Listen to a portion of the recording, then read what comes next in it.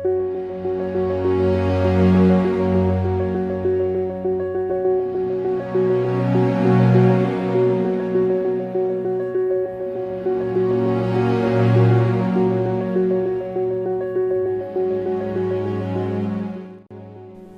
Everyone, welcome to the new video.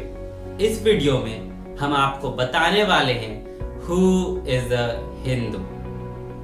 हम आपको वेदास के हिसाब से या किसी पौराणिक धर्म ग्रंथ के हिसाब से नहीं बताएंगे कि हिंदू कौन होता है।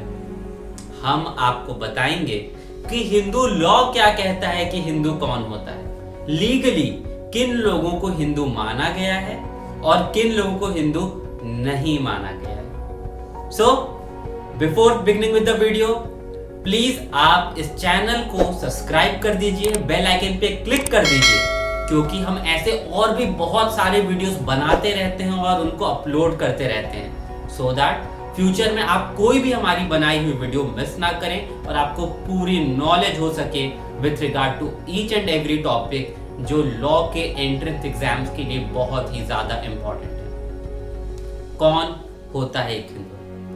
हिंदू मैरिज एक्ट डिफाइन करती है सेक्शन 2 के अंदर में कि एप्लीकेबिलिटी क्या है हिंदू मैरिज एक्ट की, और वो applicability of Hindu marriage act ही बताती है कि हिंदू होते कौन है।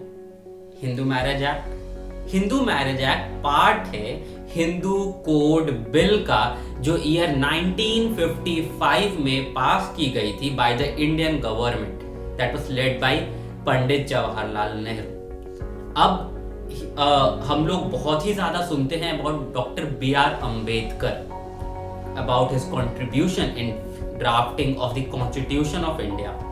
बट एक चीज जो बहुत सारे लोग नहीं जानते हैं कि एक मेजर रोल रहा है अंबेडकर जी का in bringing this code of Hindu law.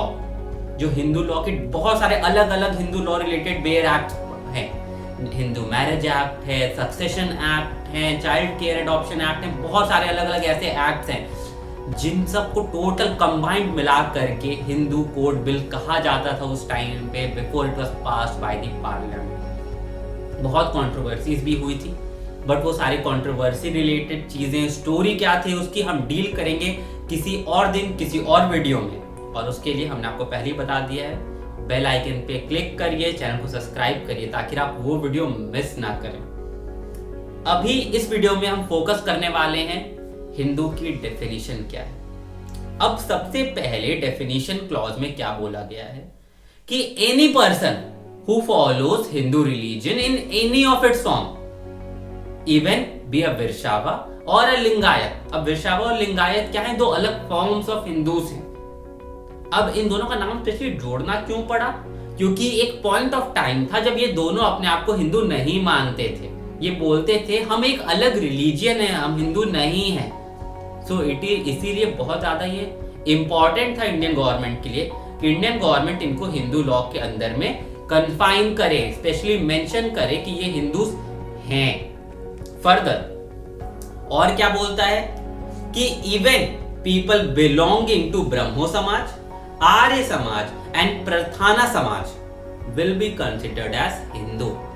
सो आप सबको पता होगा आर्य समाज तो बहुत ज्यादा ही फेमस है, सब कोई सुने तो जरूर होंगे आर्य समाज के बारे में। आर्य समाज के रूल्स रेगुलेशंस काफी डिफरेंट हैं जो नॉर्मल हिंदू रूल रेगुलेशंस हैं उनसे, but still even they are considered as Hindu. दूसरा पार्ट क्या बोलता है कि हर वो इंसान जो ना ही मुस्लिम है, ना ही क्रिश्चियन है, ना ही पारसी है और ना ही ज्यू है, वो सारे के सारे लोग हिंदू होते हैं। मतलब कि अगर आप इन चारों में से कोई भी रिलीजन ऐसा है जो फॉलो नहीं करते हो, इन चारों में से कोई रिलीजन फॉलो नहीं करते हो, आप किसी और रिलीजन को फॉलो करते हो, आपने खुद की कोई रिलीजन बना ली, या फिर आप ये कहते हो कि आप एथिस्ट हो, स्टिल आप एक हिंदू हो, क्योंकि आप पे हिंदू लॉ ही अप्लाई होगा, आप गवर्न किए जाओगे थ्रू हिंदू लॉ। और फर्दर थर्ड क्राइटेरिया क्या बोल रहा है? Every person who is a Sikh, Buddhist, Jain ये सारे लोग भी हिंदू ही कंसिडर किए जाएंगे। अब बहुत ज्यादा कंट्रोवर्सी भी रही है इस चीज के रिगार्डिंग में। इंदिरा गांधी की डेथ कहीं ना कहीं कनेक्टेड है इनके roots with regard to this thing कि even Sikhs are considered as Hindu.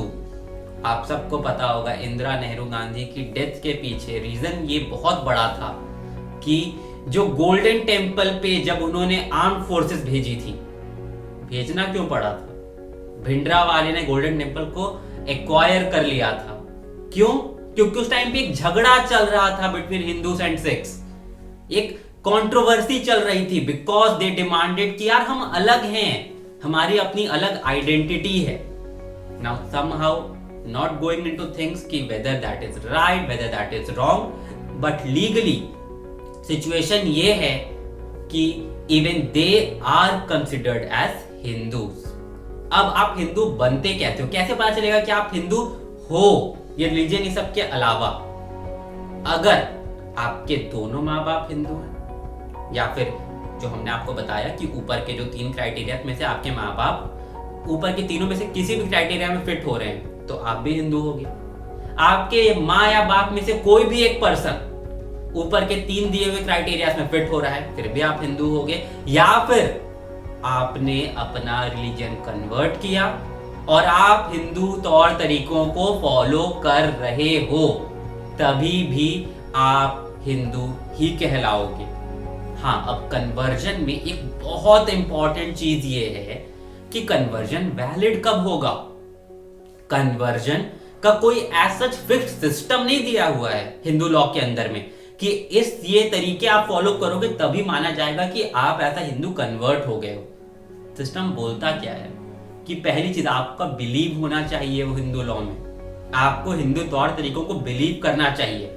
दूसरा, आपका कोई गलत इंटेंशन नहीं होना चाहिए हिंदू बनने के पीछे, या फिर फॉर दैट मैटर ये चीज अप्लाई होती है for any religion. There was a case in which a man just wanted to convert to the Muslim religion so that he can marry more than one woman.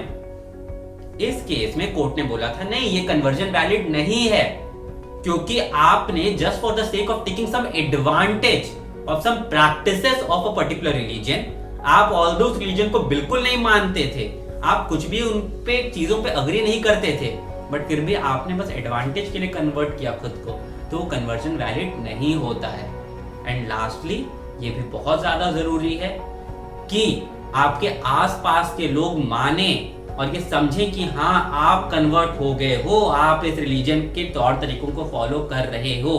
तो अगर आप उस particular religion के तौर तरीकों को फॉलो करते हुए रहते हो, उनके प्रैक्टिसेस को फॉलो करते हो, तो आप भी उस रिलीजन का पार्ट बन जाते हो।